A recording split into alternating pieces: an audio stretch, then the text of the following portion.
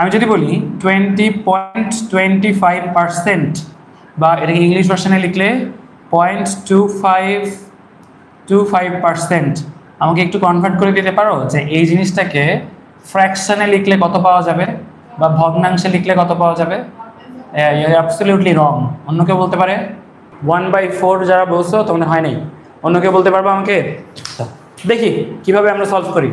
দুইটা জিনিস আজকের পর ভুলা যাবে না, সেটা হচ্ছে পার্সেন্টেজ কি যদি তোমার অঙ্কে আনতে চাও তাহলে মনে রাখতে হবে মাল্টিপ্লাই করতে হবে 100 দিয়ে।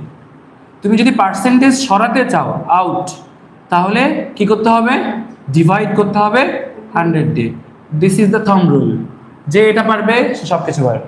চলো আমরা নেক্সট এই প্রবলেমটাকে তাহলে একটু এখন সলভ করার ট্রাই করি। এখানে প্রথমে ছিল 0.25%, 0.25%, হুইচ ডাজ মিন যে আমি আগে পয়েন্টটাকে তুলে নিব, তাহলে 25 ডিভাইডেড বাই 100%। এবার দেখো পার্সেন্ট তুমি কি করতে যাচ্ছ? সরাইতে যাচ্ছ, তাহলে এটা আবার কি হবে? 25 divided by 100 divided by another 100। So 25 divided by 100 into 1/100, which এটা থেকে আমরা পাই 25 into 100, sorry 25 divided by 100 into 100, 25 দিয়ে রেখে কাটলে 4, সো আনসার হচ্ছে 1/400। সো আমি বারবার যেটা বলি, ক্যারেট কলেজে কখনো এরকম অঙ্ক দিবে না যেটা তুমি তোমার স্কুলে ফেস করেছো।